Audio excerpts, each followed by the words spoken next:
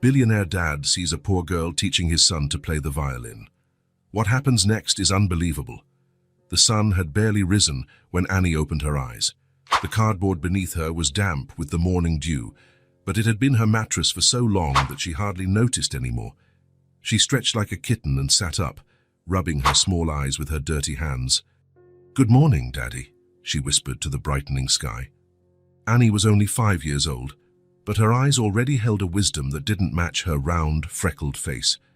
She adjusted her faded blue dress, the only one she owned besides an oversized t-shirt, and reached for the most precious object in the world, the violin case.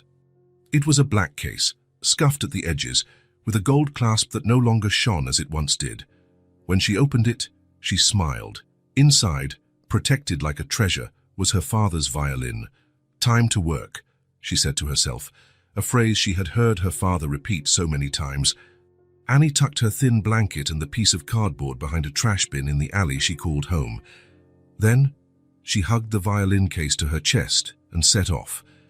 Her steps were small but determined. The city was starting to wake up. Cars honked, rushed. People walked with cups of coffee, staring at their phones. No one noticed the little red-haired girl in the blue dress, carrying a case almost as big as she was. "Don't look at the ground," her father's voice echoed in her memory. Musicians walk with their heads held high. And so she walked, with her chin up, despite her worn-out shoes and her rumbling stomach. Annie arrived at the town square. It was her favorite place to play. There were big trees, wooden benches, and in the mornings plenty of people on their way to work who would sometimes stop to listen. She chose a spot near the fountain, where the acoustics were better, another lesson her father had taught her. She opened the case carefully and took out the violin. It was an old instrument, smaller than standard size and made especially for small hands like hers. The wood had a dark amber tone, and even with a few scratches, it shone when the light hit it. "You're so beautiful," Annie murmured, running her fingers over the strings. She positioned the violin on her shoulder, just as her father had taught her. She closed her eyes for a moment, letting memory guide her movements. Then the first note emerged, soft as a sigh. People hurried past, but some noticed the unusual sound. A girl so small playing a violin, and it wasn't a child just trying to scratch out a few notes. Annie played with the naturalness of someone breathing. The melody started simply, a lullaby her father used to play to help her sleep. The notes floated on the morning air, bringing a touch of magic to the city's grey routine. A few footsteps slowed, faces turned, and eyes landed on the tiny figure playing with such concentration. Annie didn't see any of it. When she played, she was somewhere else. She was in the small apartment she had shared with her father, where music filled every corner, where the smell of hot soup came from the kitchen, where she was just a girl, not a survivor. A man in a suit stopped and tossed a few coins into the open case. Annie kept playing but gave a slight nod of thanks, another of her father's lessons. Always be grateful, even if it's just a little. Music is a conversation, Annie. As the sun climbed higher in the sky, Annie changed her repertoire, from lullabies to cheerful waltzes, then to folk melodies that made feet tap to the rhythm. Her small hands moved with precision, her fingers finding the right notes by instinct. An elderly woman sat on a nearby bench just to listen to her. Children passing by would stop, fascinated to see someone so small playing so well. Annie just smiled, without stopping her music. She had learned that less talking meant fewer questions, and fewer questions meant fewer problems. Her violin spoke for her, telling her story without needing words. When the town square clock struck noon, Annie took a break. Her stomach was rumbling, but the case held enough coins and a few bills for a sandwich. She counted the money carefully, her lips moving silently, adding it up just as her father had taught her. At the food cart near the square, Annie waited patiently for her turn. The vendor already knew her. "The usual little Mozart?" he asked with a kind smile. Annie nodded, handing over the precisely counted coins. The sandwich was simple, bread, cheese, and ham, but to her, it was a feast. She sat on the edge of the fountain to eat, swinging her legs that didn't reach the ground. She watched the people passing by, making up stories in her mind about where they were going, who they were. "Dad, I think I'll make enough for new socks today, she thought, looking at her feet with socks that were worn through at the heels. After eating, Annie returned to her spot. The afternoon brought a different kind of crowd. Tourists taking pictures, people returning from lunch, retirees out for a stroll. She adjusted the violin again, and this time chose a more upbeat song. Sweat ran down her face as she played, but she didn't mind. The violin spoke for her, telling her story without words. It spoke of longing, of loneliness, of the love that still lived inside her. And people listened, even without fully understanding. A little boy stopped with his dog and stared, his mouth open. He looked like he wanted to say something, but his mother pulled him away by the hand. Annie was used to it. Children wanted to talk, but adults always shooed them away, as if she were invisible or dangerous. As the day wore on, the sky began to change color. The clouds turned pink, and Annie knew it was time to stop. The streets at night were dangerous for a girl alone. She needed to find a safe place to sleep before it got completely dark. Carefully, she put the violin back in its case, stroking it one last time. She counted the money. Enough for a simple dinner and maybe, yes, the new socks she so badly needed. As she walked away from the square, Annie felt the weight of the day on her small shoulders. But she also carried something lighter, the music she had shared, the momentary connection with strangers, the feeling that, for a few hours, she mattered. "I think today was a good day, Dad," she murmured to the darkening sky. "Tomorrow I'll play that song you last taught me, remember? The one that makes people smile even when they're sad." In a less exposed alley, Annie found a small space between cardboard boxes discarded by a store. She arranged her little spot for the night, using the violin case as a pillow. No one could take it while she slept. Cradling the only treasure she owned, the little violinist fell asleep under the starry sky, dreaming of melodies and her father's smile.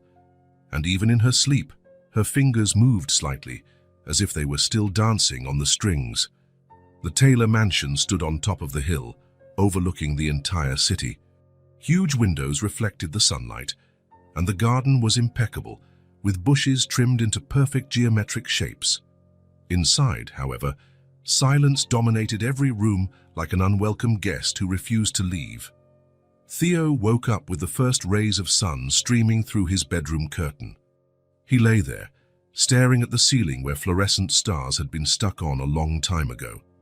His room was a dream for any 5-year-old, shelves filled with expensive toys, a large television on the wall, a bed shaped like a race car. But the blonde, blue-eyed boy hardly touched any of it. "Good morning, Theo," said Diane, opening the door gently. "It's our time to get up, little one." Diane had been working as a nanny for the Taylors for 6 months. She had brown hair always tied in a ponytail and a kind smile that reached her eyes.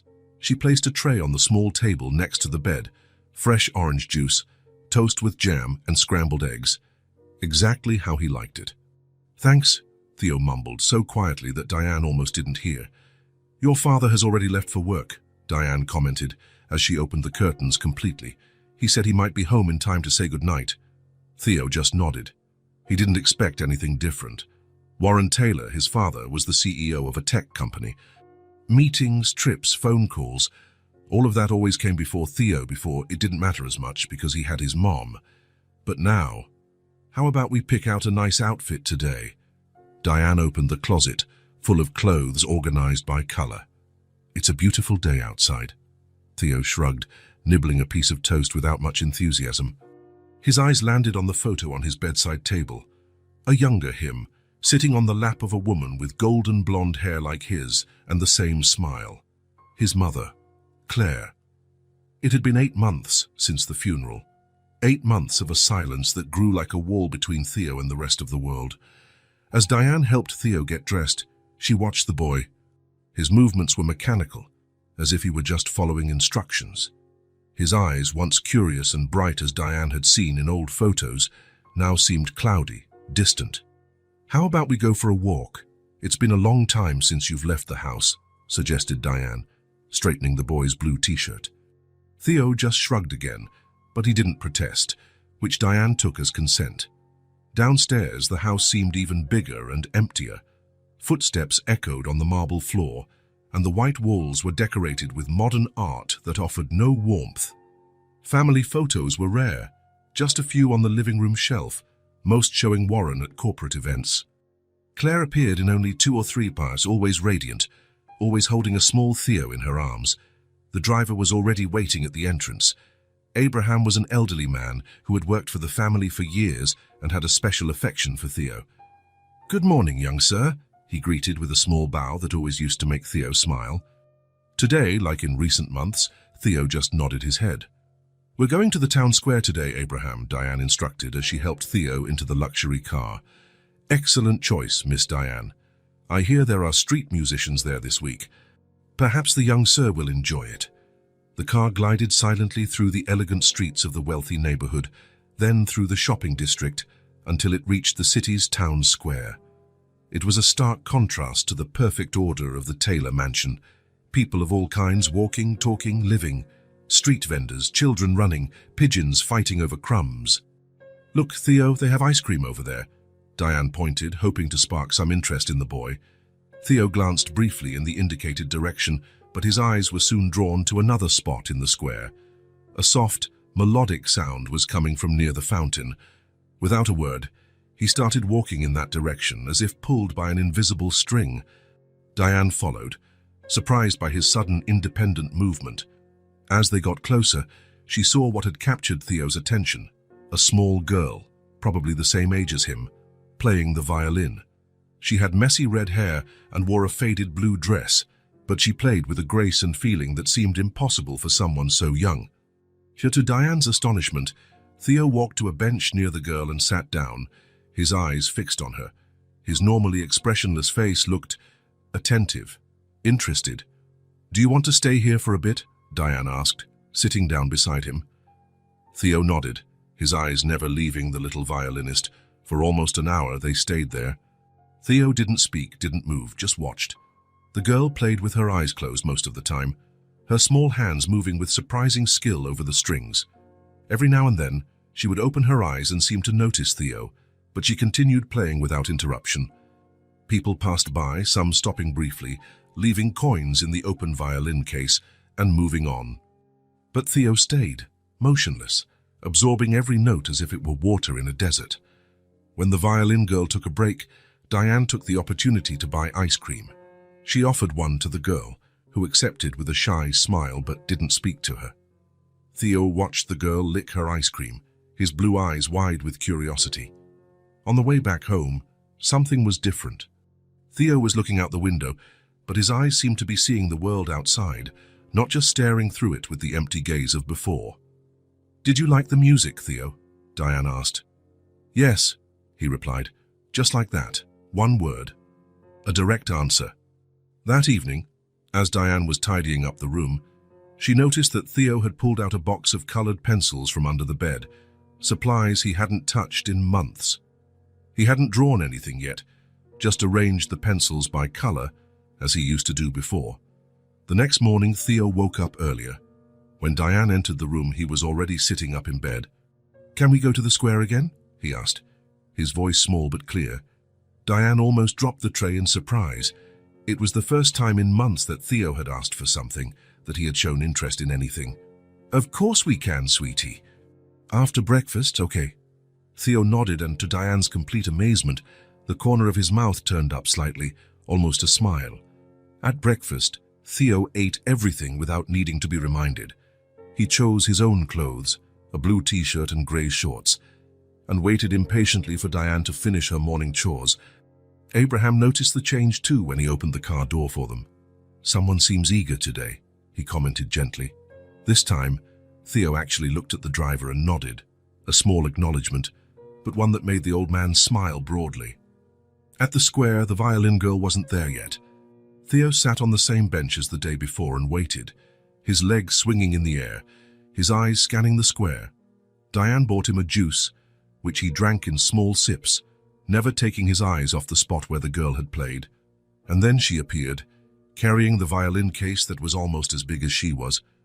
Her red hair was even messier today, and her blue dress had a small stain on the front. but her steps were determined. She positioned herself in the same spot as before, carefully opened the case, and took out the instrument. When she started to play, something changed in Theo's face. His eyes lit up, as if a light had been switched on inside. He leaned forward, completely absorbed. The girl, opening her eyes and noticing Theo, seemed surprised for a moment, as if she hadn't expected to see him again. Then, something like a smile crossed her tired face. She changed the melody to something more cheerful, lighter. Theo stayed longer today. He didn't want to leave for lunch, so Diane bought sandwiches for the three of them. The violin girl accepted hers with a small, "Thank you." Her voice was soft but a bit raspy, as if not used often. They ate in silence, the two children sitting side by side on the bench, Diane giving them space. There was a strange peace in that moment, as if for a few minutes the world was just that square, that bench, that shared sandwich. After lunch, the girl started playing again. Theo moved closer, sitting on the ground near her, watching her fingers on the strings intently. The girl didn't seem to mind.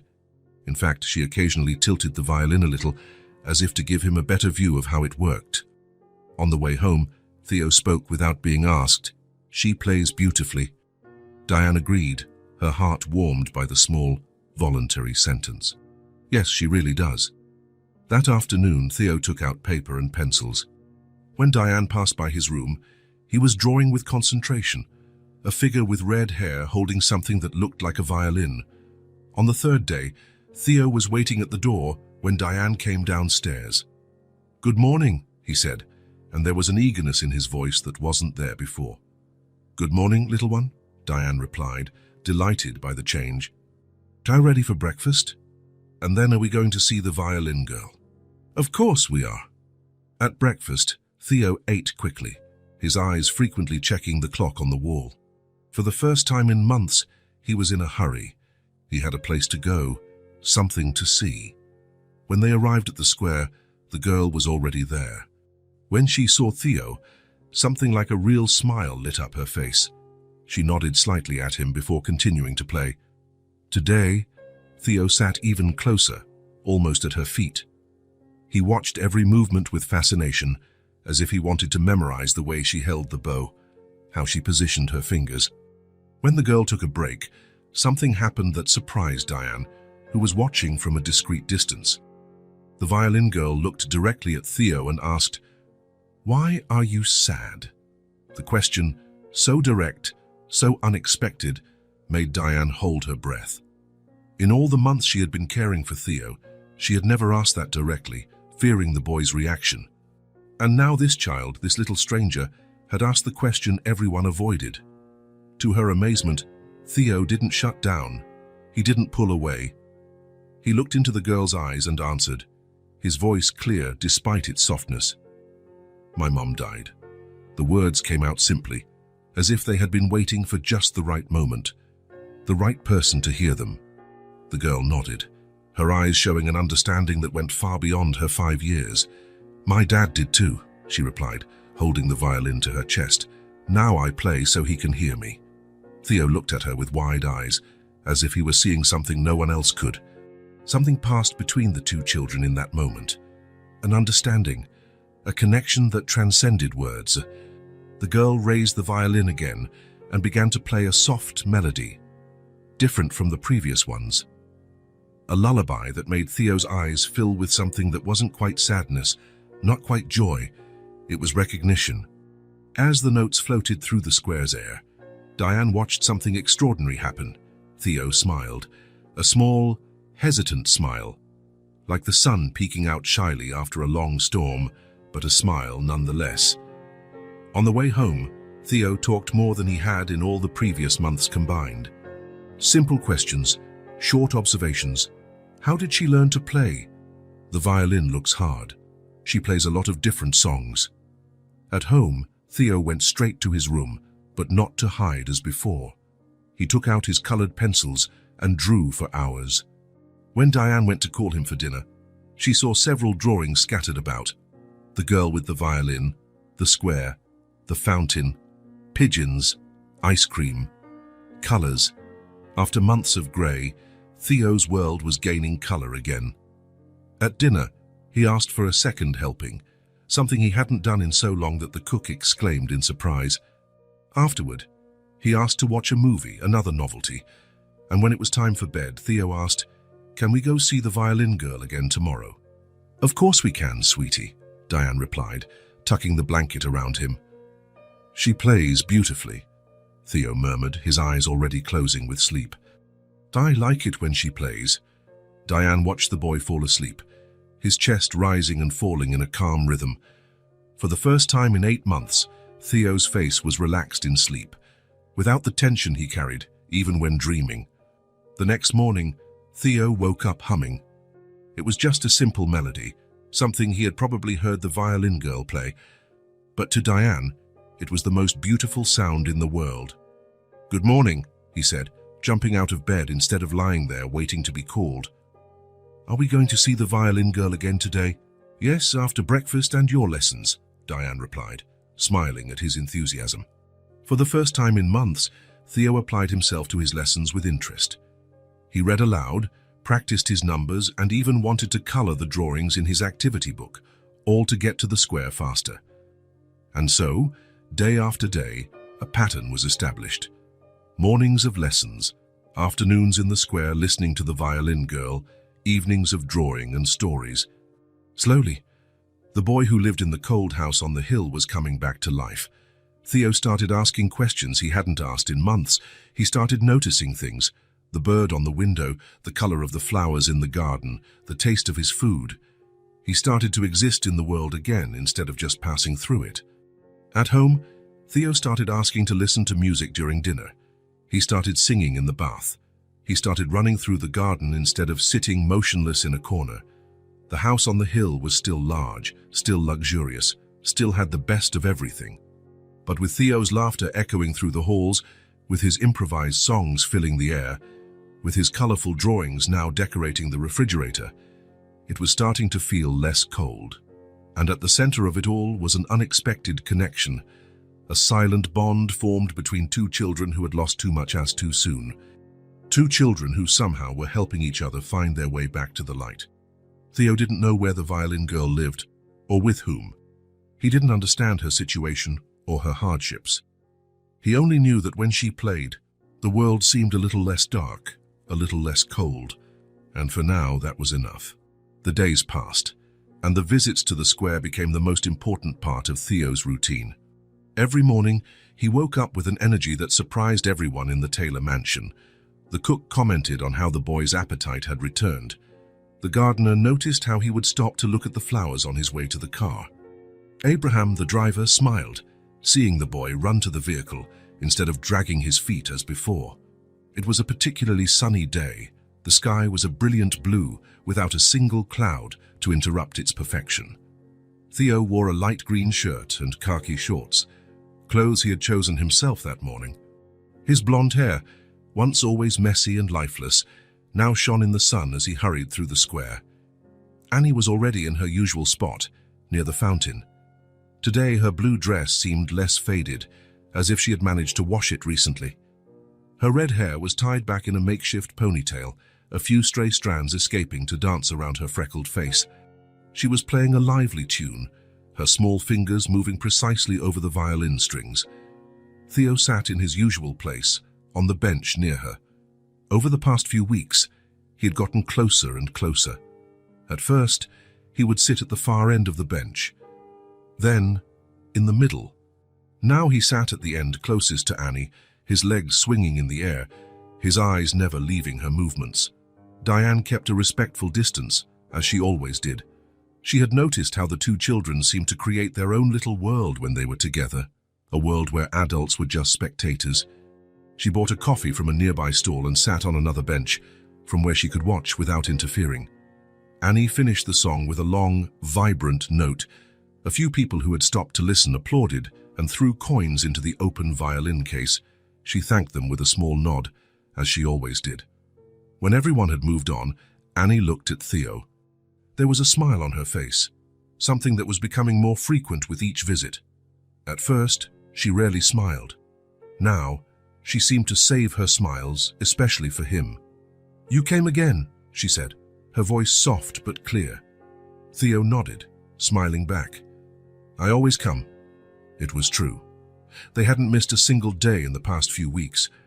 Even when it rained one whole afternoon, Diane had found Annie sheltered under the awning of a shop near the square, still playing, and Theo had insisted on staying to listen, protected by an umbrella.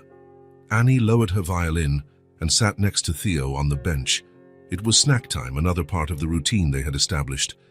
Diane approached with a small package, handing sandwiches and juice boxes to the children. "Thank you," Annie said, accepting the snack with her slightly calloused hands from so much playing. "You're welcome, dear," Diane replied with a gentle smile, before moving away again. They ate in silence for a few moments, watching the pigeons that gathered, hoping for crumbs. Theo threw a small piece of bread, and the birds immediately lunged for it, making Annie laugh. "They're funny," she commented, throwing another piece. "I like it when they make noise with their wings," Theo replied, imitating the sound with his mouth, which made Annie laugh more. It was good to hear her laugh, Theo thought. The first few times they met, she barely spoke, let alone laughed. But gradually, just like him, Annie seemed to be opening up. When they finished eating, Annie picked up the violin again. She adjusted it on her shoulder and began to tune the strings, carefully turning the pegs. "I like watching you play," Theo said suddenly, his voice carrying a pure, unfiltered sincerity. Annie stopped what she was doing and looked at him, her green eyes shining in the sunlight.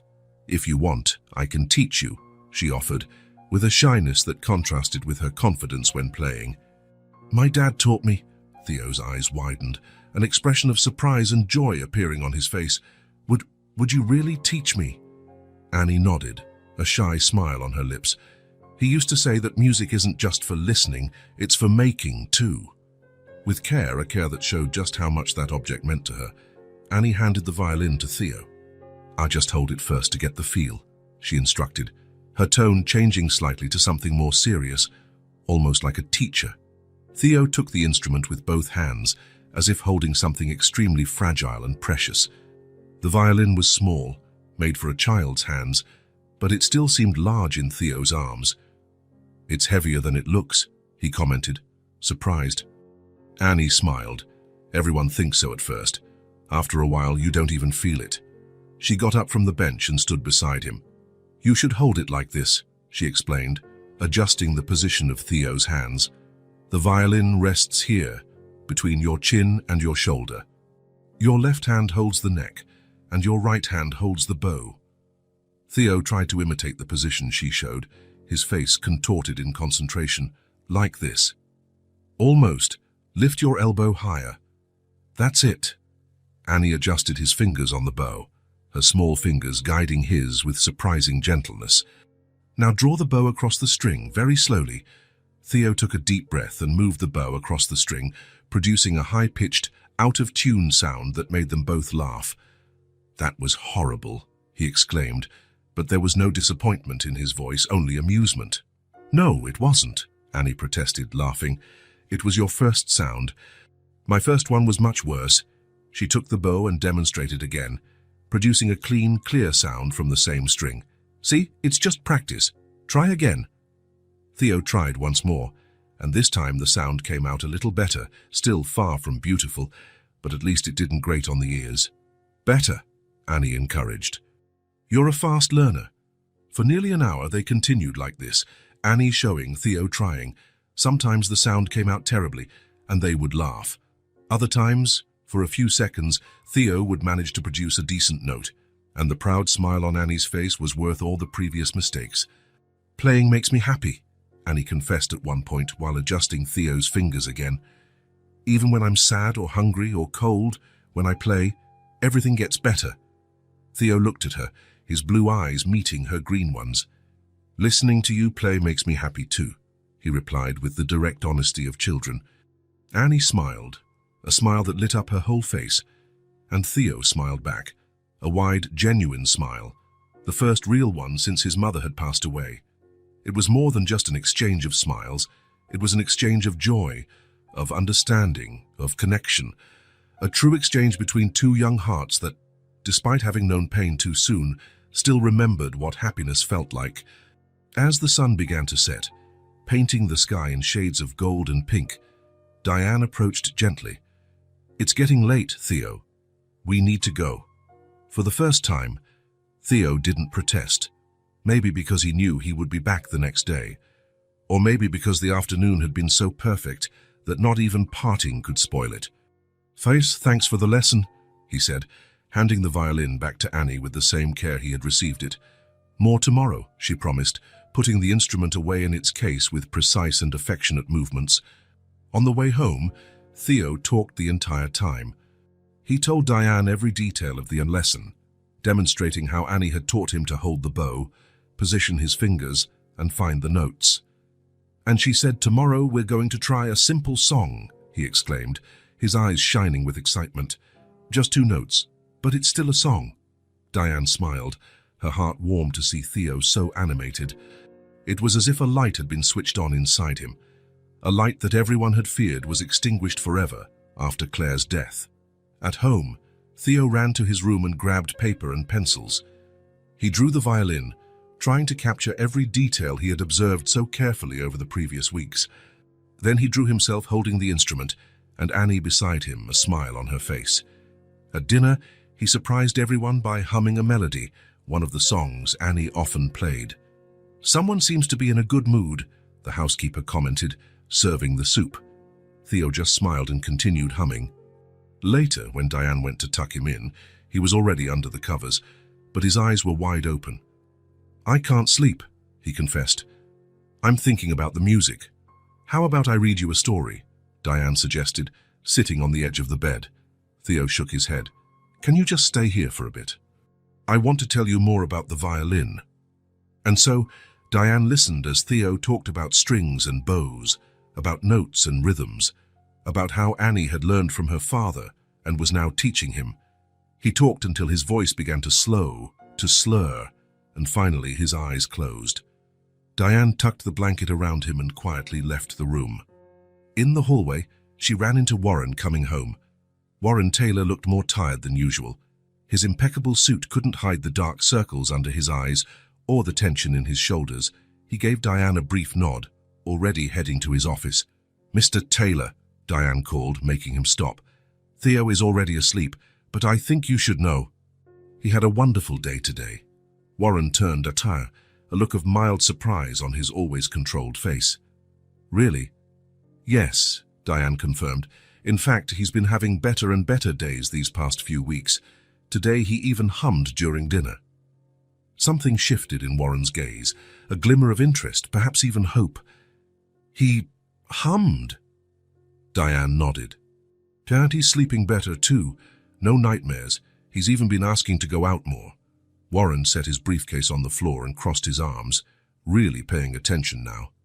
"Why?" he asked. "What's changed?" "Because of a girl who plays the violin in the town square," Diane explained. "They've become friends. Today she even started teaching Theo how to play." Warren frowned, more confused than concerned. "A girl giving Theo violin lessons?" "They aren't exactly formal lessons," Diane clarified with a small smile. "It's 2 children sharing something special. She's his age, but she plays like someone much older. She plays with soul." Warren looked away, his face resuming its usual neutral, distant expression. "Well, if Theo is happy, that's good," he said, his tone shifting back to professional. "Thank you for letting me know, Diane." He picked up his briefcase and continued toward his office, apparently ending the conversation. But when he closed the door behind him, Warren didn't go straight to his laptop as he did every night. Instead, he sat in his leather armchair and stared into space, Diane's words echoing in his mind. A girl who plays the violin, with soul, and Theo humming. Something stirred within him, like a long-stuck part in a rusty machine. A memory. Claire at the piano, baby Theo on her lap, the 2 of them enveloped in music and light. Warren shook his head, trying to push the image away. He opened his laptop and forced himself to focus on emails, reports, numbers, on the things he could control that didn't make him feel. But from somewhere in the house, the sound reached him. Faint, almost imperceptible but unmistakable. Theo, humming in his sleep. And for a moment, just a brief moment, Warren Taylor felt a crack in the wall of ice he had built around his heart. Wednesday morning began like any other in the Taylor mansion. The sun rose, filtering through the expensive curtains. The staff moved silently through the hallways, preparing breakfast, making the beds, keeping everything in perfect order. But inside Warren Taylor's office, something unusual was happening. Warren was on the phone, his tall, imposing figure silhouetted against the window overlooking the impeccable garden. "Yes, I know the meeting has been scheduled for weeks," he said, his tone firm but polite. "But an unavoidable family matter has come up. I need you to reschedule it for Monday." There was a pause as he listened to the response on the other end of the line. "I understand the importance, Porter, but my decision is final. I'll be available by phone if any emergency arises." He hung up and stood for a moment, looking out at the garden without really seeing it. His reflection in the glass showed a tired-looking man with graying temples that weren't there a year ago. 8 months, to be precise. 8 months since Claire had been gone. Warren adjusted his tie and left the office. In the kitchen, he found Theo having breakfast under Diane's watchful eye. The boy was wearing a light blue t-shirt and khaki shorts, his blonde hair combed to the side. For the first time in a long while, Warren really looked at his son and saw how much he resembled Claire. The same blue eyes, the same smile, the same way he tilted his head when he was concentrating. "Good morning, Theo," Warren said, his voice softer than usual. Theo looked up, surprised to see his father still at home at this hour. "Good morning, Dad," he replied, and there was a clarity in his voice that Warren hadn't heard in months. "I was thinking," Warren began, sitting at the table next to his son, "if I could join you and Diane at the square today." Theo's eyes widened, and a smile lit up his face. "Really? You're really coming?" Warren nodded, feeling a strange mix of emotions at the sight of his son's joy. How could he have stayed away for so long, missing so many smiles like this one? "I want to meet this violin girl you talk so much about," he explained, accepting the cup of coffee Diane offered him. "Annie," Theo corrected quickly. "Her name is Annie." "Annie," Warren repeated. "Yes, I'd like to meet her." Diane exchanged a quick glance with Warren, and he could see the surprise and approval in her eyes. As Theo finished his breakfast with renewed enthusiasm, Warren watched his son. How could he have not noticed the change? The quiet, withdrawn boy of the past few weeks had been replaced by this excited child who couldn't wait to leave the house. Half an hour later, they were in the car. Abraham, the driver, couldn't hide his surprise at seeing Warren accompanying Theo and Diane. "Good morning, Mr. Taylor," he greeted respectfully. "A pleasure to have you with us today." Warren just nodded, sitting next to Theo in the back seat, while Diane took the passenger seat. During the ride, Theo talked non-stop, explaining to his father about the square, about how Annie played different songs depending on the day's mood, about how she was teaching him the first chords on the violin. "She said I have good fingers for playing," Theo said proudly. "So long like hers." Warren listened attentively, noticing how his son spoke of the girl with admiration and affection. More than that, he noticed how Theo spoke in complete, expressive, lively sentences. The contrast with the silence of the past few months was striking. When they arrived at the town square, the place was bustling as always. Street vendors, tourists taking photos, locals passing through on their way to work. Warren hadn't visited the square in years, always too busy with meetings and appointments. Now, following a hurrying Theo, he wondered why. "There, Dad," Theo pointed, picking up his pace. "That's where Annie always is." Near the central fountain, a small figure stood out. A girl with messy red hair, wearing a blue dress that had seen better days, was playing the violin with her eyes closed. The music, a classical piece Warren recognized as Vivaldi, filled the air around her, creating a small bubble of beauty amidst the square's hustle and bustle. Warren stopped a few feet away, watching. The girl couldn't be more than 5 or 6 years old, but she played with a skill surprising for someone so young. More than that, she played with an emotion he didn't expect. Each note seemed to come not just from her small fingers, but from somewhere deep inside her. Theo ran to the nearby bench and sat down, his face lit with anticipation. When Annie finished the song and opened her eyes, her face broke into a smile upon seeing the boy. "Theo, you came." "I always come," he replied, as if it were the most obvious thing in the world. It was then that Annie noticed Warren and Diane standing a few feet away. Her smile faltered for a moment, replaced by a cautious expression. Warren recognized that look. It was the look of someone used to protecting themselves. "My dad wanted to come today," Theo explained, sensing his friend's hesitation. "He wanted to meet you." Annie studied Warren for a moment, her green eyes assessing the tall man in the expensive suit with a maturity that didn't match her age. "It's good morning, sir," she greeted finally, her voice polite but reserved. Warren approached, trying to seem less intimidating. He smiled, a gesture his facial muscles seemed to have forgotten how to perform properly. "Hello, Annie. Theo has told me a lot about you and your talent," he said, keeping a respectful distance. Annie looked at the violin in her hands, then back at Warren. "Thank you," she replied simply.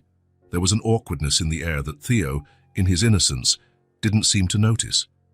"Annie's going to give me another lesson today," he exclaimed, turning to his friend. "Right." The girl's face softened as she looked at Theo. "Of course I am. You're already learning to hold the bow just right." Warren and Diane sat on a nearby bench, giving the children space. Annie adjusted the violin, tuning it carefully before handing it to Theo. "Remember how to hold it?" she asked. Theo nodded, positioning the instrument on his shoulder with concentration. The posture was a bit clumsy, and Annie gently corrected it. "You should hold it like this," she instructed, adjusting his hands. "Elbow higher, remember?" Warren watched, fascinated by the interaction. The frail-looking girl completely transformed when she was teaching. Her voice gained confidence, her movements became precise and assured. Theo, in turn, listened to her with an attention Warren had never managed to get from him in the past months. "Like this?" Theo asked, adjusting his position. "That's it," Annie approved. "My dad always said the violin has to be like a part of your body. You can't be fighting with it," she demonstrated, holding the instrument with a naturalness that seemed impossible for someone so young. "I learned from my dad since I was really little," she continued, helping Theo position his fingers on the strings. "I miss him. But when I play, it's like he's here." The simplicity with which she said it, without drama, without self-pity, just stating a fact, hit Warren like a punch to the gut. He glanced at Diane, who also looked moved. For the next hour, Warren watched the lesson. Annie was a surprisingly patient teacher, even when Theo missed the same note multiple times. She corrected without criticizing, demonstrated without showing off, and encouraged without pushing. And Theo smiled. He laughed when he made a mistake. He celebrated when he got it right. He was more alive than Warren had seen him in months. When the square's clock struck noon, Warren stood up and approached the children. "How you two must be hungry after all that music," he commented. "How about we have lunch together? I know a great restaurant nearby." Theo looked at his father with surprise and joy. "Can we, Dad? Annie too?" Warren nodded. "Of course, if Annie would like to join us." The girl hesitated, looking at her violin case and the few coins she had earned that morning.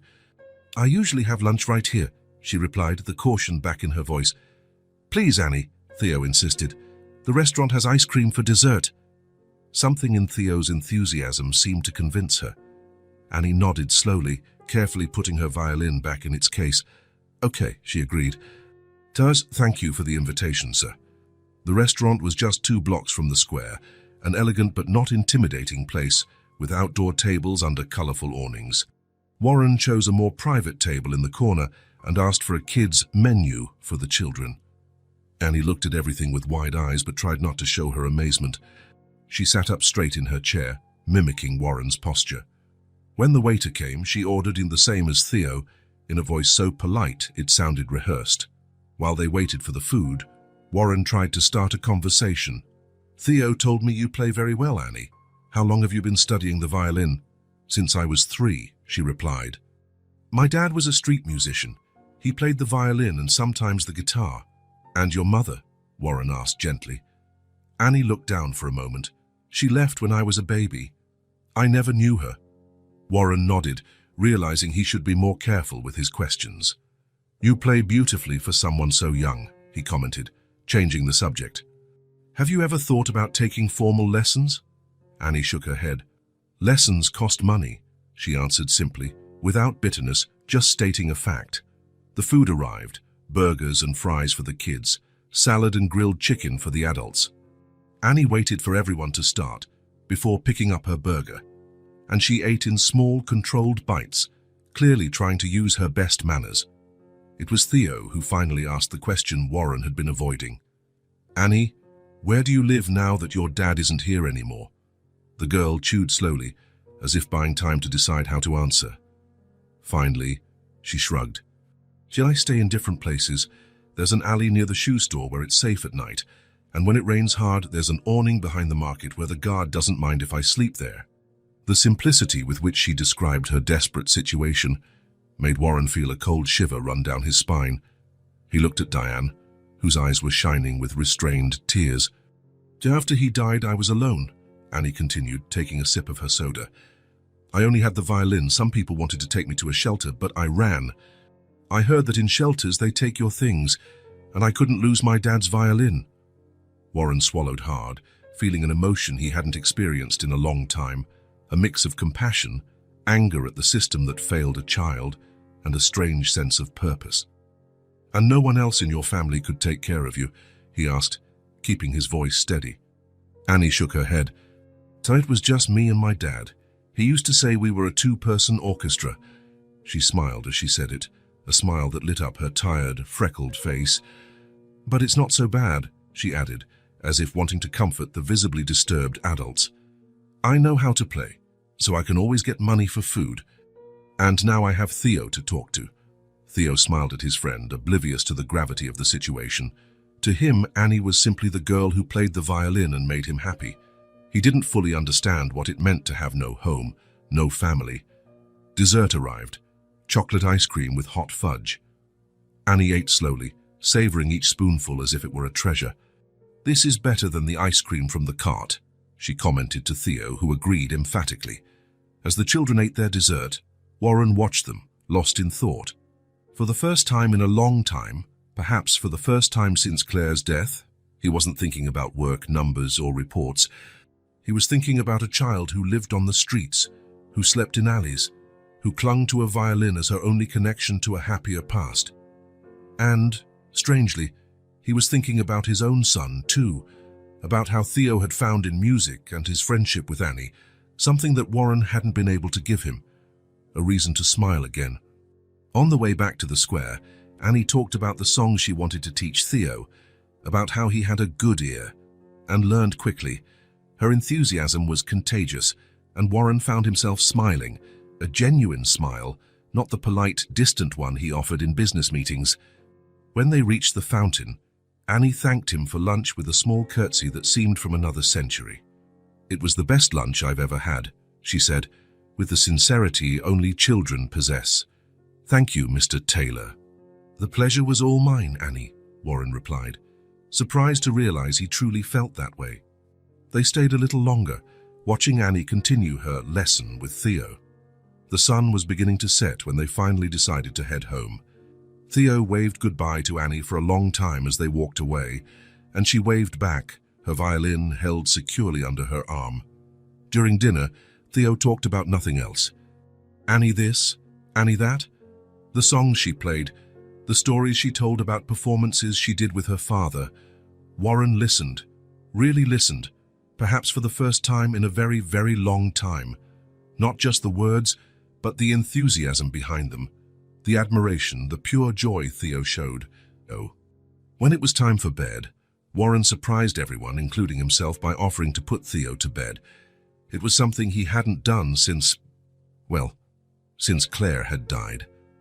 In his son's room, sitting on the edge of the bed, Warren heard more stories about Annie, about how she knew so many different songs, about how she never got mad when Theo missed a note, about how she said music was a kind of magic anyone could make. It sounds like you like her a lot, Warren commented, adjusting the blanket. She's my best friend, Theo replied simply. Then his blue eyes turned serious, fixed on his father's. "Dad, Annie lives alone. On the street." Warren nodded. "I know, son. She doesn't have a bed or proper food. Just the violin. Yes, it's a very difficult situation for someone so young." Theo sat up in bed, wide awake now, his gaze intense. "Annie is all alone. Can she live with us?" The question, so direct, so simple, caught Warren by surprise. But before he could think about the complications, the difficulties, the legal issues, before the calculating executive could take over, something inside him answered. Something that sounded a lot like Claire. "Let's go get her," he said, the words coming out with a certainty he hadn't felt in months. Theo's eyes widened, as if he hadn't expected such an immediate, definitive answer. "Really, Dad? Can she really come live here?" Warren nodded, surprised by the sense of peace the decision brought him. "Yes, son. No one should sleep on the street, especially a child. We'll take care of it first thing tomorrow." Theo threw himself into his father's arms, the first spontaneous hug in 8 long months. Warren held him tight, feeling something break inside him, not from pain, but like a wall crumbling, finally letting the light in. That night, for the first time since Claire's death, Warren Taylor slept peacefully, and he dreamed, not of reports or charts, but of music, of a red-haired girl playing the violin and his son smiling beside her. The sun had just risen when the Taylors' car parked in the town square. The streets were still nearly empty, with only a few early workers and people coming off night shifts. The air was cool, with that crisp quality that only exists in the early morning hours. Warren got out of the car first, followed by Theo, who could barely contain his excitement. Diane was right behind, carrying a small backpack with clean clothes and a jacket. "Where does she usually sleep?" Warren asked, looking around the empty square. "She mentioned an alley near the shoe store," Theo remembered, already pulling his father's hand in the right direction. They walked a few blocks, past still-closed storefronts. The shoe store, an elegant boutique with expensive Italian shoes in the window, was on the corner of a busy street. Next to it was a narrow passage between 2 buildings. "There," Theo pointed, letting go of his father's hand and running ahead.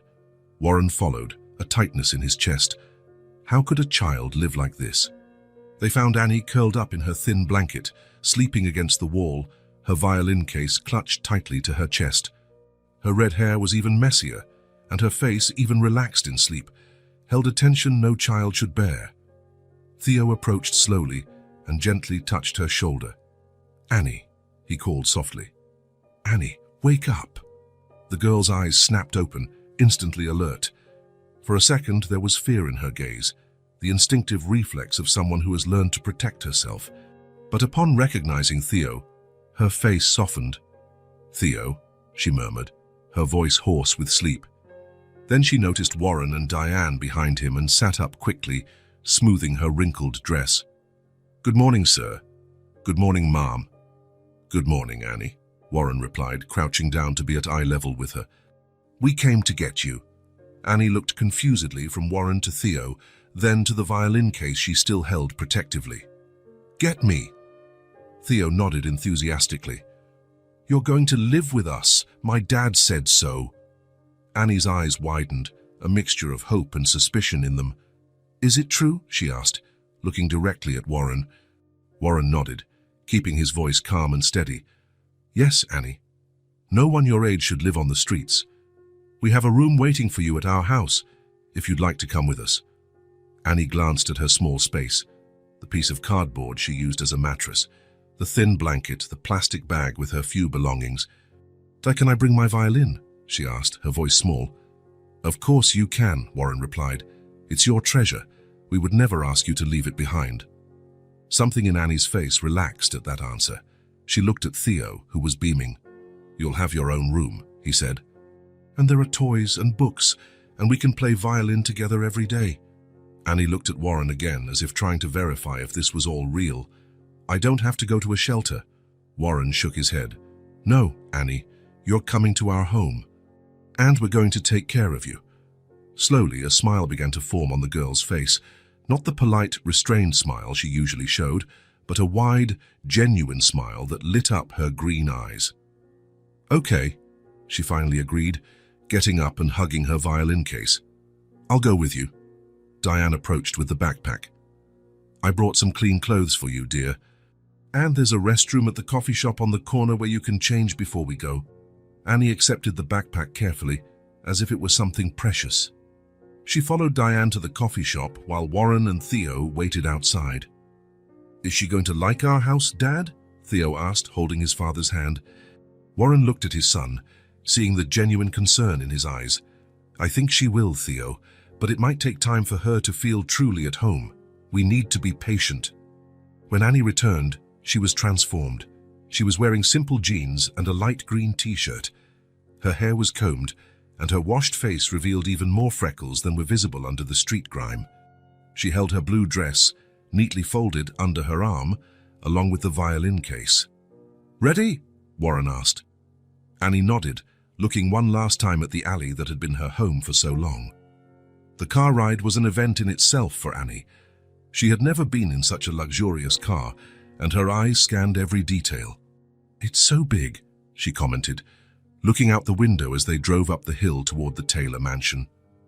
When they finally arrived, Annie was speechless. The house was enormous from the outside, with large windows and a garden that seemed to stretch on forever. She held Theo's hand tightly as they climbed the front steps. "Welcome to our home, Annie," Warren said, opening the door. The inside was even more impressive. High ceilings, marble stairs, elegant furniture. Annie looked at everything with wide eyes, clearly intimidated by the luxury around her. "Come see your room," Theo exclaimed, pulling her by the hand. They went up the stairs, passing through hallways decorated with paintings in gilded frames. Theo led her to a white door at the end of the hall. "Here," he announced, opening the door with a flourish. The room was spacious and bright, with a large window overlooking the garden. The walls were a soft green, and there was a single canopy bed covered with a white quilt. Her desk, a bookshelf with a few books, and a wardrobe completed the furniture. Annie stood at the door as if afraid to enter.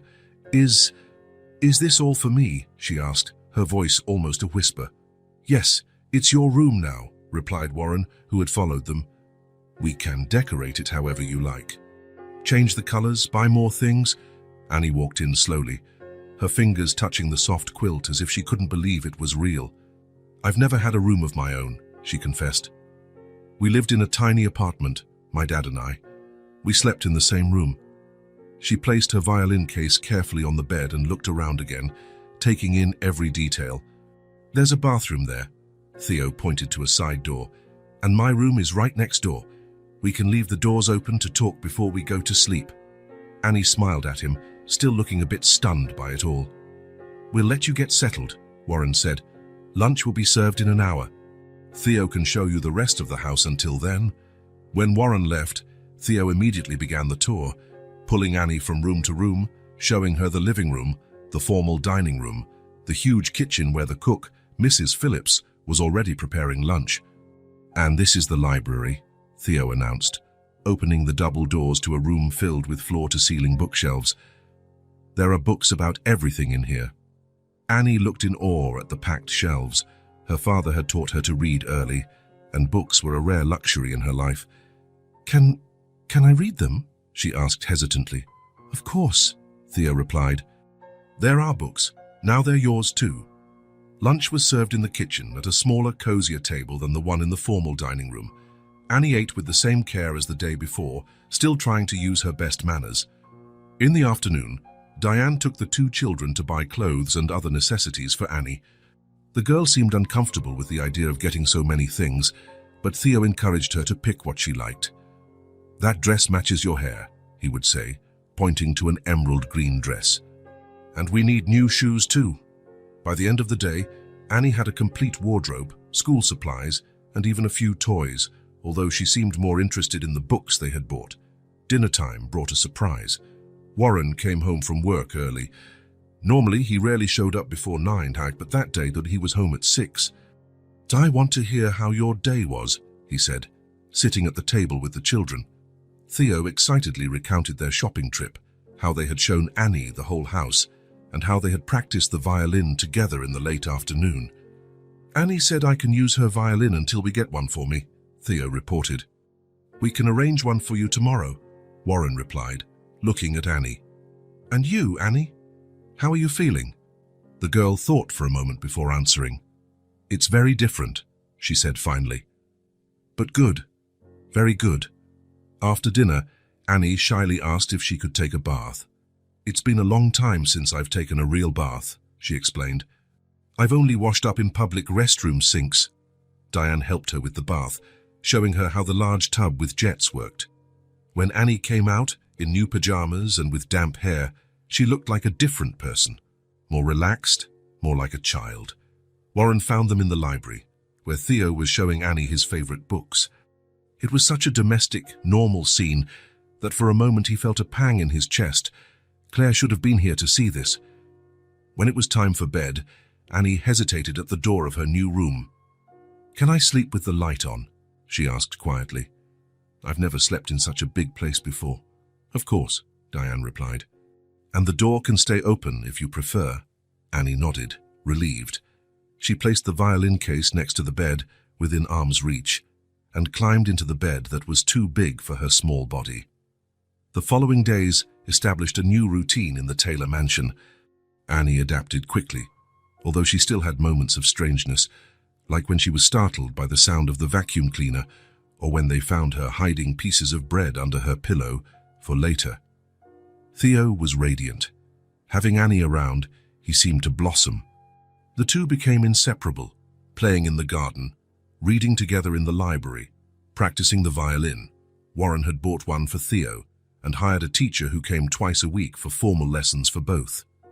The most surprising thing, however, was the change in Warren. He started coming home earlier. He started declining weekend meetings. He started to be present, really present in the children's lives. One evening, about 2 weeks after Annie's arrival, Warren found Theo alone in the living room, looking at a photo of Claire on the mantelpiece. "She would have liked Annie," Theo said when he noticed his father at the door. Warren came over and sat next to his son on the sofa. "So yes, she would have liked her very much," he agreed. "Your mother had a huge heart." They were silent for a moment, both looking at the photo. Claire was smiling, her golden hair shining in the sun, her blue eyes, so much like Theo's, full of life. "I miss her," Theo said softly. "Me too, son," Warren replied, feeling the familiar tightness in his chest that always came when they talked about Claire. Every single day. Another silence, longer this time.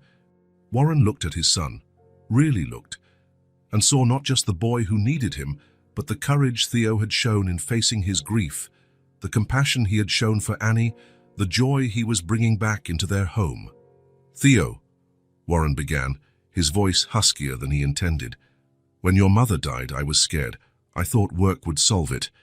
That if I kept everything running, the company, the house, the finances, somehow we would be okay." Theo looked at him attentively, his blue eyes serious. "But you needed me," Warren continued, the words catching in his throat. "And I wasn't there. Can you forgive me?" There was a moment of silence, as during which Warren felt his heart clench. Then Theo shifted on the sofa and leaned his head against his father's shoulder, a gesture so simple, so trusting. "I love you, Dad," he said, his voice small but firm. Warren wrapped an arm around his son, pulling him closer. "I love you too, Theo. More than anything in the world." They stayed like that for a while, just existing together in the comfortable silence that only people who love each other can share. It was Annie who found them like that, entering the room with a book in her hands. "Sorry," she said, seeing the intimate moment. "So I'll come back later." "No, Annie, come," Warren called, extending his other arm. "We were just talking." Annie approached shyly, still not fully accustomed to her place in this new family. Her eyes fell on the photo of Claire on the mantelpiece, and she stopped looking at it intently. "That's my mom," Theo explained, noticing her interest. Annie moved closer to the photo, her green eyes fixed on the image. Then, to Warren and Theo's surprise, she said, "I met her. Your wife." Warren felt as if the air had been sucked out of the room. "How?" he asked, his voice barely a whisper. Annie looked at him, then back at the photo. She used to pass by where my dad played, in the park, near the big fountain. She always smiled at us. She touched the picture frame carefully, as if afraid of breaking it. Sometimes she'd leave a flower. For me, Annie continued, a small smile appearing on her face. One time, when it was raining, she brought us hot chocolate. Warren felt his eyes burn. The park Annie mentioned was near the conservatory where Claire taught. She passed by it every day. She was very pretty, Annie added, and she had a beautiful laugh too. Warren couldn't answer. The idea that Claire had known Annie and her father, that she had smiled at them, left them flowers, shared hot chocolate. It was too much to process. Somehow their lives had been connected long before they imagined. Theo looked from Annie to his father, his eyes wide with the revelation. "See, Dad?" he said finally. "Mom already knew Annie. She was already our friend." Warren nodded, unable to speak. He extended his arm, and Annie came closer, sitting next to him on the sofa. And so, with a child on each side, Warren Taylor felt something he hadn't felt in a long time: completeness. The house on the hill, once so cold and empty, was now overflowing with life, with music, with warmth, with love. Annie had found a home, and, somehow, she had brought home back to the Taylors too.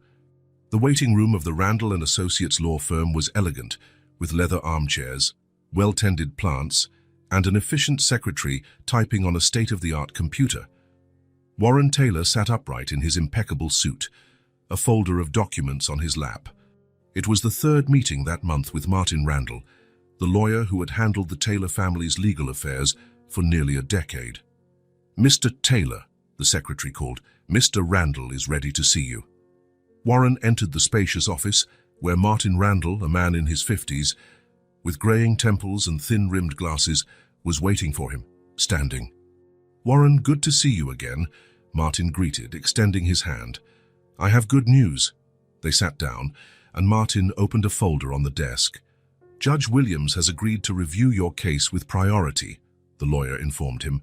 "He has a special interest in adoption cases, especially in situations like Annie's, where the child was at risk." Warren nodded. "Excellent. And what about the search for potential relatives?" "We conducted a thorough investigation," Martin replied, flipping through some documents. "Annie's father, James Sullivan, was an Irish musician. He came to the United States 8 years ago with his newborn daughter after his wife left them. We haven't found any living close relatives, either here or in Ireland." Warren felt a mix of sadness for Annie's story and relief that there were no legal complications in sight. "Does that mean we can proceed with the adoption without any obstacles?" he asked.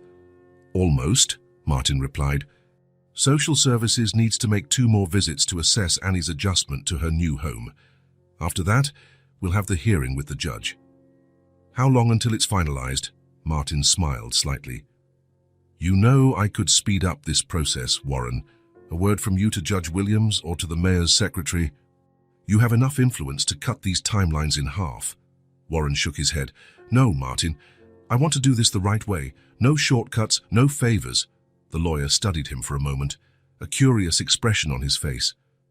"You know, when you first came to me about this, I thought it was another one of your charity projects. But this is different, isn't it?" Martin commented. Warren looked out the office window, observing the city below. For a moment, he thought of Annie and Theo playing in the garden that morning, of the laughter that now filled the once silent halls of the mansion, of the music that had returned to his life. "She's already my daughter in my heart," he replied simply. Martin nodded, understanding. He had known Warren long enough to notice the profound change in the man before him. The cold, calculating executive, who used to treat even family matters like business transactions, now spoke with a genuine emotion Martin had never witnessed before. "Well," the lawyer said, closing the folder, "I'll proceed according to the normal schedule." "But if you change your mind—" "I won't," Warren affirmed with a slight smile. "Some things are worth waiting for." Leaving the office, Warren checked his watch.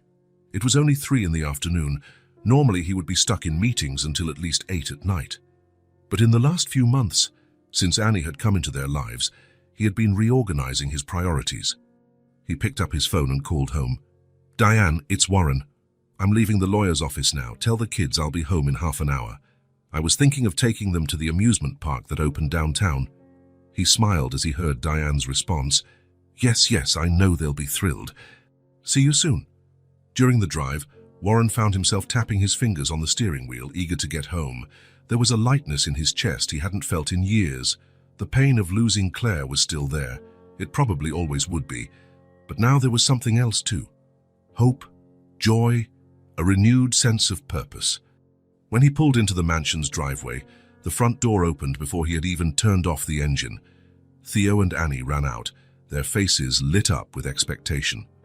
"Is it true we're going to the park?" Theo asked, practically bouncing with excitement. "Diane said you're coming home early to take us," Annie added, her green eyes shining. Warren smiled, getting out of the car and crouching down to the children's level. "Absolutely true," he confirmed. "You have 20 minutes to get ready. We're going to spend the whole afternoon there." The children cheered and ran back inside, leaving Warren smiling at the entrance. In the 3 months since Annie had come to live with them, she had blossomed in ways he could hardly believe. The shy, distrustful girl who slept in alleys now ran, laughed, and played like any other child her age. Her grades in school, where she had been enrolled in the same class as Theo, were excellent, especially in music and literature. And Theo, his son, had come back to life. The melancholic silence that had enveloped him since Claire's death had given way to a vibrant joy, especially in Annie's presence. The two had developed a bond that went beyond normal childhood friendship. It was as if they were two pieces of the same puzzle, completing each other in ways Warren was only beginning to understand. 20 minutes later, they were on their way to the amusement park. In the back seat, Theo and Annie chatted excitedly about which rides they would try first. "The roller coaster," Theo insisted. "But we're too small for that one," argued Annie, always the voice of reason. "How about we start with the carousel? And then we can go on the Ferris wheel." The amusement park occupied a large area downtown, with colorful lights, cheerful music, and the irresistible smell of popcorn and cotton candy. When they entered, the children looked around in wonder, momentarily paralyzed by the number of options. "Where should we start?" Warren asked, holding a hand of each child. Annie and Theo exchanged a look, then pointed simultaneously. "Carousel." The carousel spun slowly, with colorful horses rising and falling to the rhythm of a cheerful tune. Warren watched from the side as the children rode side by side, waving with each turn. Their smiles, identical in their purity and joy, made something tighten in Warren's chest. They moved on to the bumper cars, where Warren joined them. Theo screamed with excitement every time he managed to hit his dad's car, while Annie laughed hysterically when her car spun after a collision. Again, they pleaded after every ride they tried. They stopped for a snack mid-afternoon. Sitting at an outdoor table, they ate hot dogs and French fries, followed by enormous ice cream cones that dripped down the children's fingers as they melted in the sun. "Yours is melting, Dad," Theo warned, laughing as he saw Warren's ice cream drip onto his shirt. Warren, who would normally be the first to worry about a stain on his expensive clothes, just laughed and licked his ice cream faster. "It's a losing battle," he commented, making the children laugh more. Annie had a chocolate mustache above her lip, and Theo pointed at her, guffawing. In response, she stuck out her tongue, now completely brown. They continued to explore the park, stopping at nearly every ride suitable for the children's age. Warren won a teddy bear at a Target shooting stall and handed it to Annie, whose eyes widened in surprise. "For me?" she asked, incredulous. "All yours," Warren confirmed, feeling a wave of tenderness at how something so simple could mean so much to her. Annie hugged the bear tightly, then reached her free hand out to Warren. "Thank you, and Dad." It was the first time she had called him that, and Warren felt the word resonate within him like a perfect musical note. He squeezed her small hand in his, unable to respond verbally with the lump that had formed in his throat. Theo, watching the scene, smiled and took his father's other hand. And so, hand in hand, the three of them continued their stroll through the park. As the sun began to set, painting the sky in hues of gold and pink, Warren pointed to the Ferris wheel that dominated the park's skyline. "How about we end the day up there?" he suggested. The children agreed enthusiastically, and soon they were getting into one of the cabins. The wheel began to turn slowly, lifting them higher and higher. The city stretched out below them, the lights beginning to twinkle as night approached. Annie and Theo had their faces pressed against the window, pointing out landmarks they recognized. "Look, you can see our house on the hill," Theo exclaimed.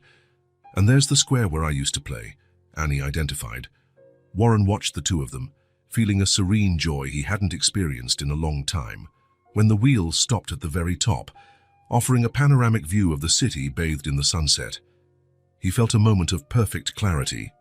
"Come here, you two," he called, opening his arms. The children snuggled up to him, one on each side. Warren hugged them tightly, feeling their small, warm bodies against his.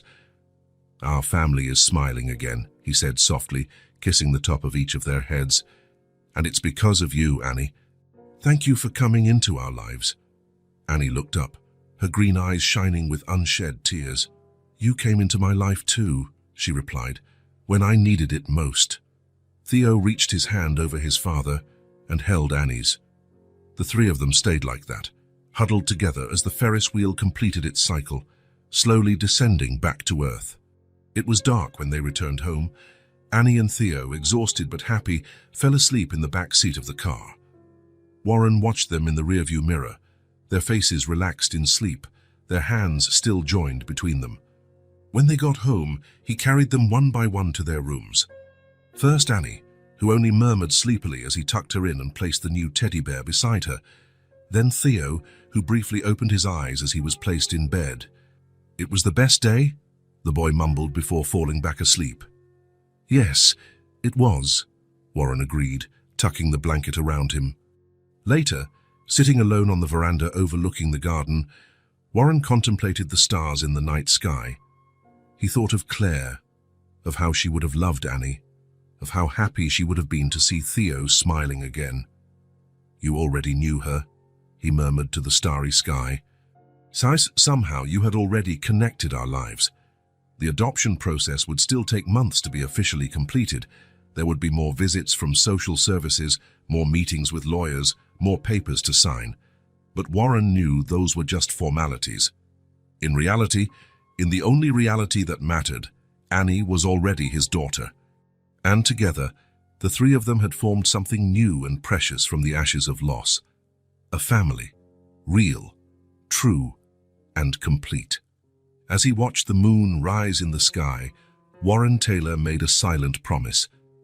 To protect this new family with everything he had, to be present, to listen, to love unconditionally. Lessons he had learned late past, but that now guided every moment of his life.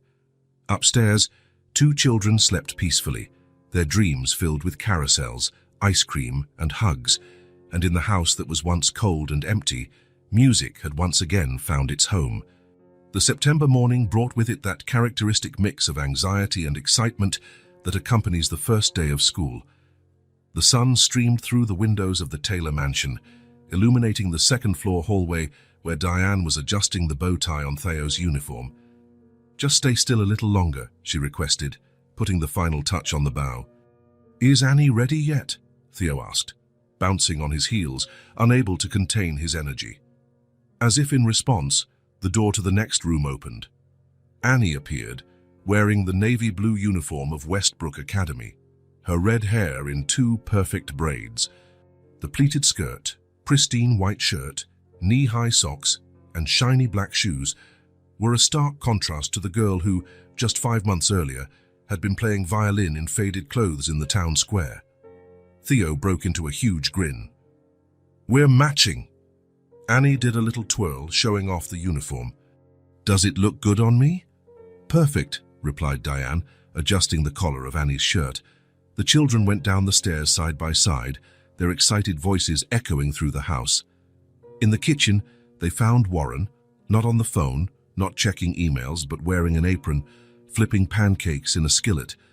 "Good morning, Team Taylor," he greeted as the children entered. "Ready to conquer Westbrook?" "Dad, you made pancakes?" Theo asked, surprised and delighted. "The occasion calls for it," Warren replied, placing a golden stack on a plate. Annie paused at the entrance, her green eyes shining as she took in the scene.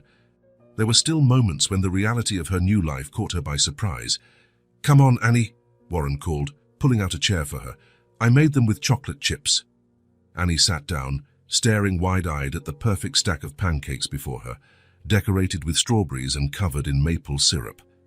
She had never seen such a beautiful breakfast. Warren sat with the children, pouring himself coffee as they devoured the pancakes. He watched how Annie carefully cut small pieces, savoring each bite as if it were a treasure. "Nervous about the first day?" he asked. Theo shrugged. "I already know everyone in my class, and now I have Annie with me." "Is Mrs. Rhodes nice?" Annie asked, a hint of worry in her voice. "The best," Theo assured her. "And she loves music. She's going to love you." Warren took a sip of coffee, watching the interaction between the children. It was hard to believe the transformation of the past few months, not just in Annie, who was blossoming every day, but in Theo, who was back to being the talkative, confident boy he was before losing Claire, and in himself, rediscovering what it truly meant to be a father.